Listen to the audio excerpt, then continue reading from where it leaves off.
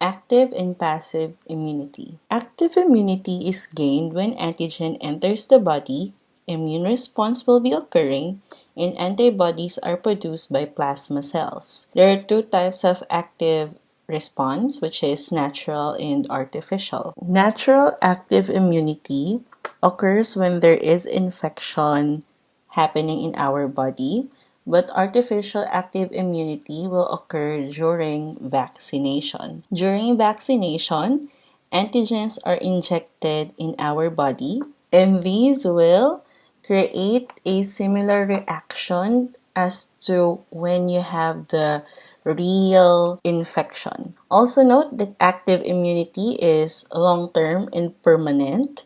After this encounter with the pathogen, there will be memory cells produced. There will be a graph related to active immunity later on, but we'll finish up what passive immunity first. Passive immunity is gained without immune response because antibodies are just injected or passed on from mother to the child. This one is also classified either as natural or artificial. For natural, the mom can donate antibodies through their placenta when the baby or the fetus is still in the womb, or through another substance called as colostrum. Colostrum is a thick yellowish fluid produced in the breast milk, and this one is produced 4 to 5 days after birth of the fetus. Okay? And this one contains specific antibodies only that are produced during pregnancy. And also, this one prevents growth of bacteria and viruses in the gut, meaning the digestive system of the baby, and also in the blood. Artificial, on the other hand, could either be monoclonal antibodies, which we will talk about in more details later on. And also, this one can include antitoxins. If you could still remember diphtheria and tetanus in the previous slide, their vaccines offer us immediate cure for those particular diseases because, as we've said, these are very lethal if or immune response of your body is not adequate. Also note that there is no memory cell produced after you are passed on with this examples. And since there is no memory cell, this one will offer only temporary protection to your body. Therefore, as a growing adult, if you want to be immune readily, you would have to have vaccines, of course. These days, there are people or there are parents who actively chose not to vaccinate their child because they believe that vaccinating your child make them abnormal, or they say it causes autism in children, but I will be discussing it in a bit in more detail later on. This is the summary of everything. This one is also found in the book. Then these are the examples of passive responses that are artificial in nature. And this one could happen to this particular diseases, botulism. Botulism is when you eat, let's say, a canned good. This is usually in canned goods that have the bacteria that causes botulism. You would know that the canned good might probably have the bacteria because rather than having a flat top or a flat bottom of the canned good, it is somehow, what do you call that one? Ballooned? Because it's supposed to be like this, right? Let's just pretend I'm good at drawing. It is supposed to be flat, right? Like this. But if it might have the botulism bacteria, it would somehow look like that, or it could be both sides.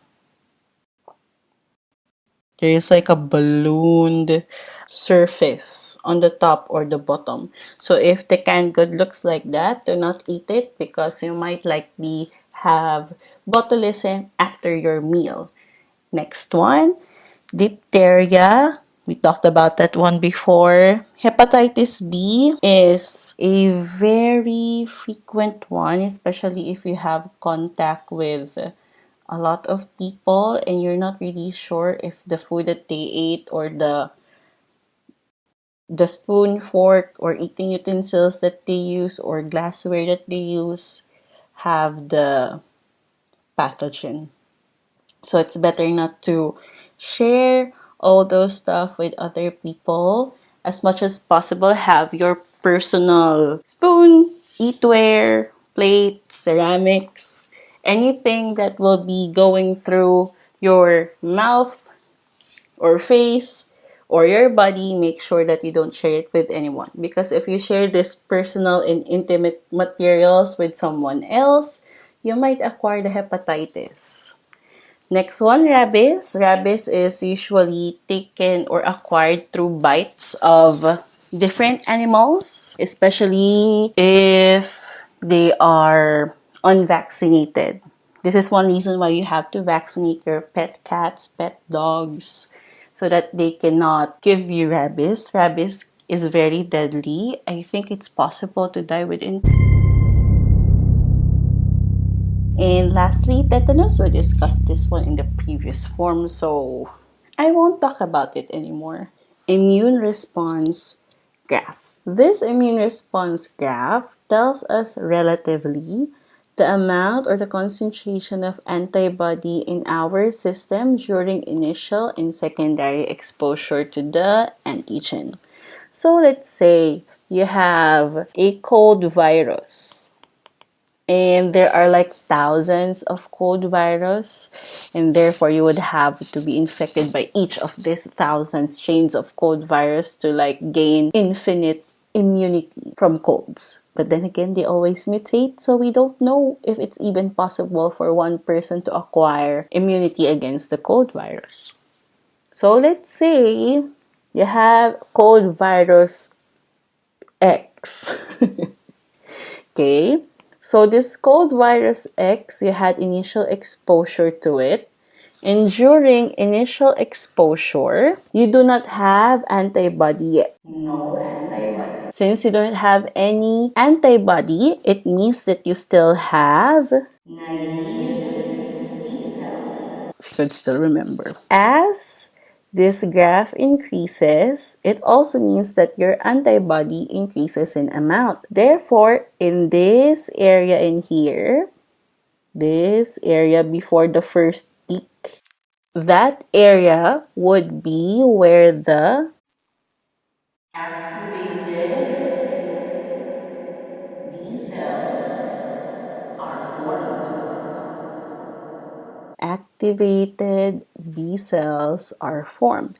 But this process would take around 1 to 2 weeks. It needs a long time in order for you to produce immunity against it. And that is also one reason why when you have like a really big disease or condition, the doctor would be asking you to stay for 1 to 2 weeks in the hospital or 1 to 2 weeks of bed rest. And that is, the process or the time wherein your B cells are very active in creating antibodies. And these activated B cells are not only the plasma cells but also the memory cells. At the peak of the primary response, that is where your antibodies are at the maximum amount. Then these particular B cells will now stay in the lymphatic system so that it's easier for them to be released. Memory cells will be are actually already formed and are on standby now for the next infection. And as the curve goes down, it means that the body is already catching up and is recovering from the antigen that it encountered. Therefore, the amount of the antibody will also decrease. But that doesn't mean that the antibody will become totally zero. As you could see, there is a gap in here, right? There's a gap in there. It means that there is still antibodies that are within the blood. They are floating, trying to guard, trying to check if there is any of the cold virus X that are still laying in the blood.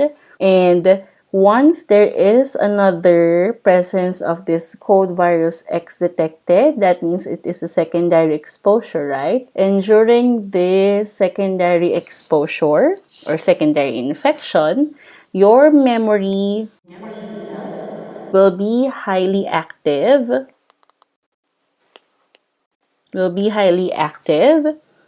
and this one will alert plasma cells to be very active as well. Of course, the plasma cells that will be activated or will be alerted by the memory B cells would be the one that will correspond to the antigen produced or detected from the cold virus X. This is the peak of your immune response. It is obviously higher than the peak of the primary immune response because you have way more antibodies in here.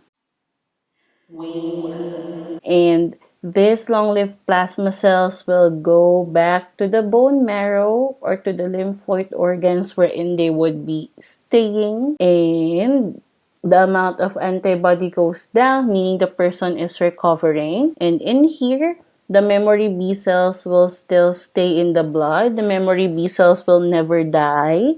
They would be staying in your system to, again, be of purpose or be of use in another exposure to cold virus X.